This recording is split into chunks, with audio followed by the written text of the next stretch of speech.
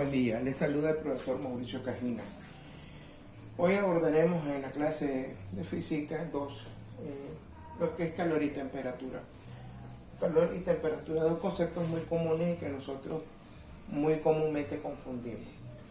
Tenemos como concepto de calor la transferencia de energía de un cuerpo a otro, y temperatura es la unidad intrínseca del estado térmico de la sustancia. ¿Cómo explicar esto?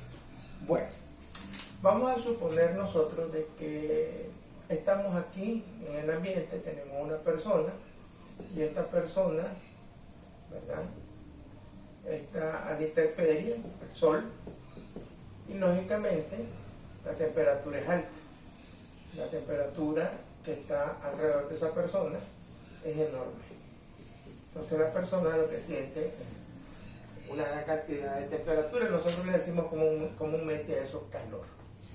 Entonces esta persona que está bajo la influencia del sol está recibiendo demasiada energía del medio ambiente sobre él. Entonces él dice de sentir calor. Pero vamos a suponer a otra persona por acá, ¿verdad? Otra persona que está en un medio frío.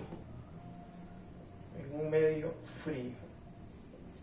Esta persona está recibiendo temperatura del medio ambiente por todos lados del cuerpo. La temperatura corporal de la persona es más o menos 37 grados centígrados. Y la temperatura a la luz del sol podría ser hasta de 40 a 42 grados centígrados. Lógicamente, al haber mayor temperatura en el ambiente, más que en el cuerpo es el que está recibiendo energía y entonces está recibiendo una gran transferencia de energía de parte del medio. Por eso nosotros decimos está haciendo calor o sentimos mucho calor. En cambio, en un medio frío, aquí en Nicaragua hay varios lugares que son muy fríos, ¿verdad? No Managua, pero sí hay lugares fríos.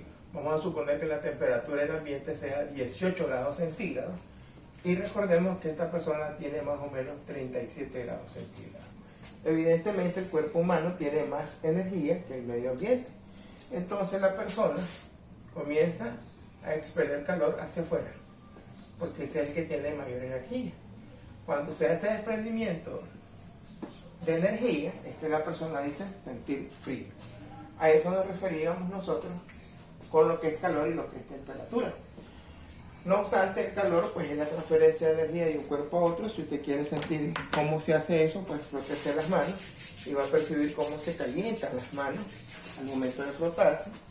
O bien nos sometemos a dos formas de sentir el calor, ya sea en un medio muy caliente o en un medio muy frío.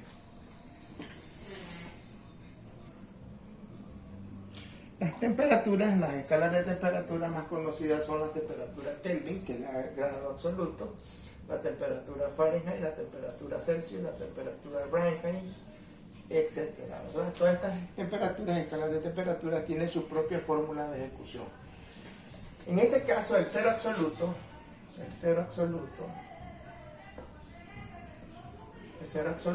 es los 273 grados centígrados. Punto 15 en el caso de la temperatura Kelvin. Las temperaturas Celsius y Fahrenheit van a entregar temperatura en grado Fahrenheit, temperatura en grado Celsius. La temperatura en grado Celsius generalmente nosotros decimos grados centígrados, es la que ocupamos acá en nuestro país, y la temperatura en grados Fahrenheit, ¿verdad? En grados Fahrenheit se utiliza en otros países, pero es muy común. Y la temperatura Kelvin y la temperatura Brahmsheim son consideradas temperaturas de escalas absolutas.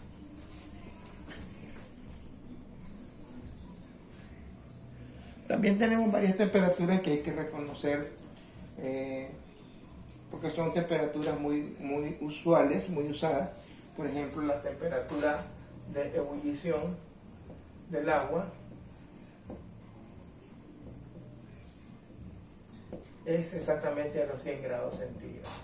Ese experimento nosotros lo podemos ver perfectamente cuando ponemos agua a hervir en nuestras cocinas y estamos observando ya cuando el agua comienza a ebullir, entonces ya alcanzó los 100 grados centígrados. Ahí se explicará posteriormente cómo es que suceden los cambios de temperatura, pero mientras el agua esté hirviendo y existe una cantidad de agua, se va a mantener a 100 grados centígrados. El punto de congelación, o punto donde el agua se hace hielo, son los 0 grados centígrados. El cuerpo humano, por ejemplo, el cuerpo humano tiene un promedio de 37 grados centígrados. Acá, 37 grados centígrados. Esto también tiene sus equivalentes en grados Fahrenheit. Por ejemplo, la ebullición del agua, que es en grados centígrados 100 grados, en la temperatura Fahrenheit serían 212 grados Fahrenheit. En el caso del 0 grados, la temperatura en Fahrenheit sería 32 grados Fahrenheit. Y en el caso de los 37 grados centígrados del cuerpo humano serían 98.6 en escala Fahrenheit. Son las temperaturas más comunes, ¿verdad? Por eso es necesario siempre tenerlas. Otra temperatura muy común es la temperatura ambiente. La temperatura ambiente. La temperatura ambiente generalmente se considera entre 20 a 25 grados centígrados. En el escala Fahrenheit sería más o menos entre 68 y 77 grados Fahrenheit. Eso es importantísimo conocerlo. Hay otras temperaturas que son muy usuales en el medio, pero las vamos a ir dando a la medida que vayamos entrando en materia. Otro de los fenómenos más usuales es el punto triple del agua, muy usado en esta especialidad para hacer distintos experimentos, ¿no? El punto triple del agua tiene que ver cuando el punto triple alcanza los tres estados de la materia.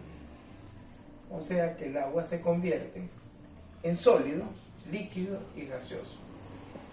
Cuando logra alcanzar una presión crítica,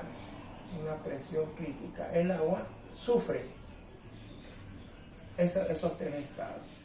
Esos tres estados aquí sería, en esta parte sería cuando el agua se convierte en hielo, se hace sólido. Después de esta temperatura, en ese punto de presión crítica, también el agua puede hacerse agua comprensible. Y por debajo de este punto crítico, esto se convertiría en vapor. Pero el punto crítico ocurre exactamente en ese punto, donde los tres estados pueden coexistir. En el estado sólido, en el estado líquido, ¿verdad? Y el estado de vapor, de los tres estados. Generalmente esto ocurre a los 273 grados centígrados, 273.15 grados Kelvin, que es más o menos 0.0098 grados Celsius.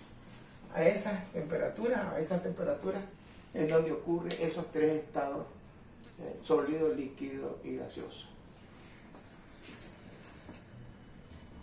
¿Cómo ocurre la ebullición del agua? Ese es otro fenómeno muy interesante. Vamos a suponer que tenemos un recipiente, que lo tenemos hasta cierto nivel de agua, y a ese le ponemos una fuente de calor, le ponemos fuego. Evidentemente empiezan a suceder líneas de convección. Aquí abajo el agua comienza a calentarse. Esa agua caliente comienza a subir, comienza a buscar las partes más altas de la capa de agua. Entonces el agua que está más fría hacia arriba comienza a bajar, y ese ciclo comienza a repetirse mientras esté la fuente de calor, ¿verdad? El fuego, mientras esté el fuego activo en la cocina o en algún otro lugar, ¿verdad? Evidentemente comienzan a hacer esas líneas de convección, y esas líneas de convección comienzan a circular. Van a depender mucho de la distancia entre la base y la parte superior donde se encuentra el agua.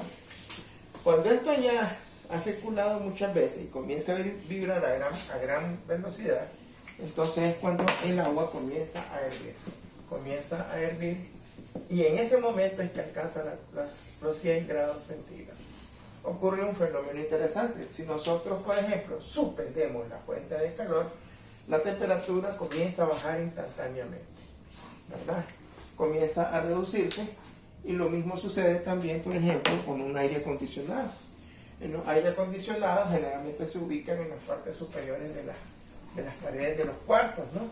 Nunca se ubican los aire acondicionados en las partes bajas. Vamos a suponer que aquí tenemos un cuarto, entonces el aire acondicionado se coloca en la parte de arriba.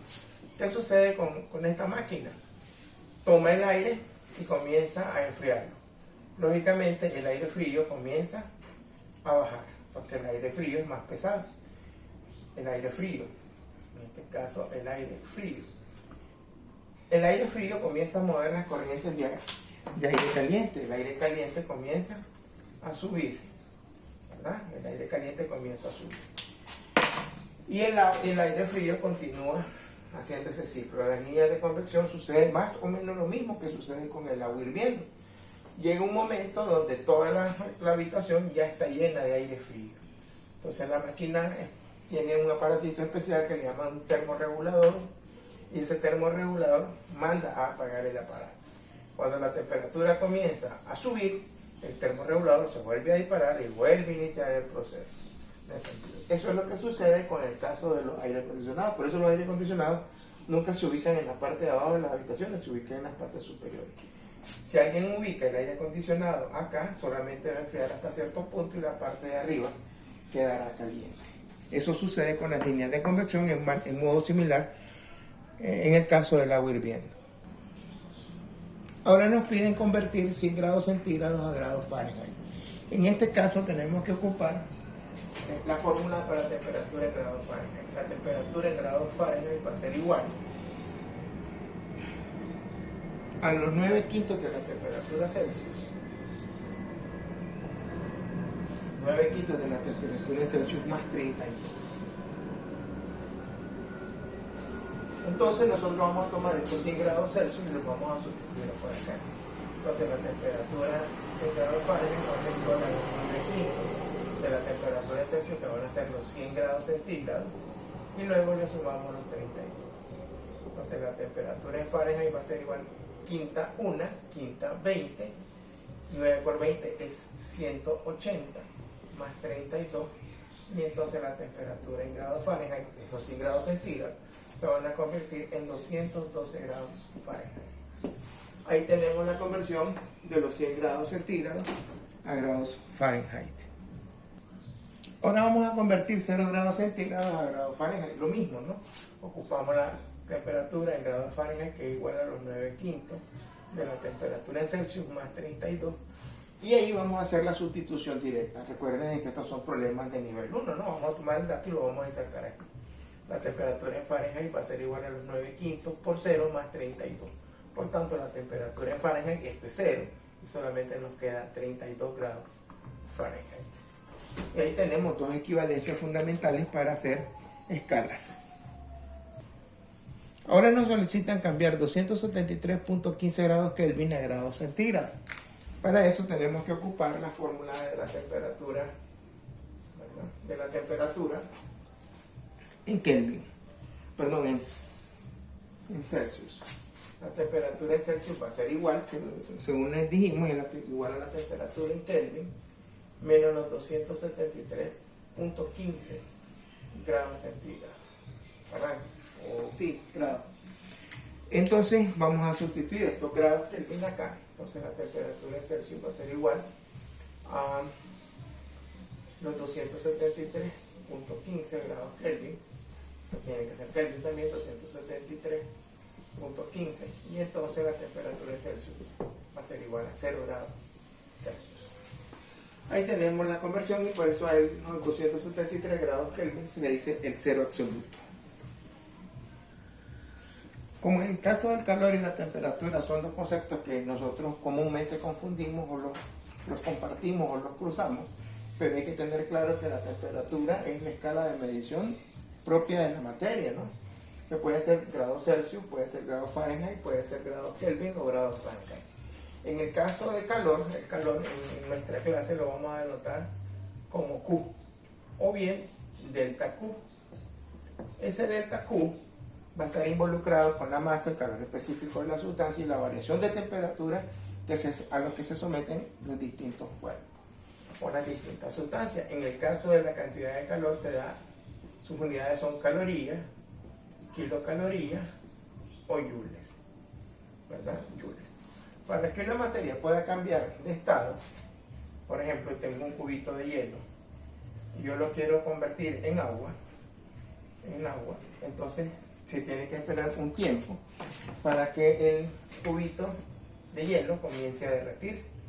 va a llegar un momento que en ese cubo de hielo va a haber menos hielo y alrededor del hielito va a haber un poquito de agua difundida alrededor de ese cubito.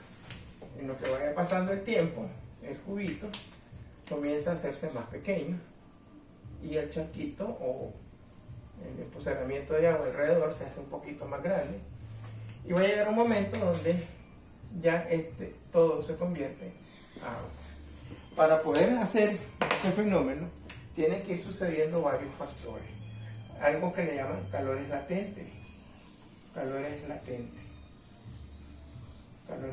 En este caso, como estoy llevando hielo a agua, lo que se necesita es un calor latente de fusión. Calor latente de fusión.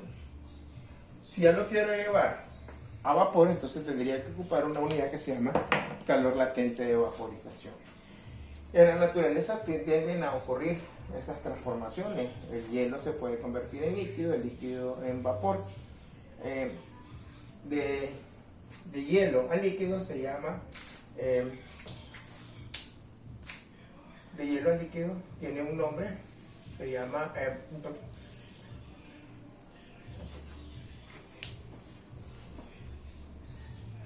fusión, ¿verdad? Disculpen. Fusión, se van fusionando.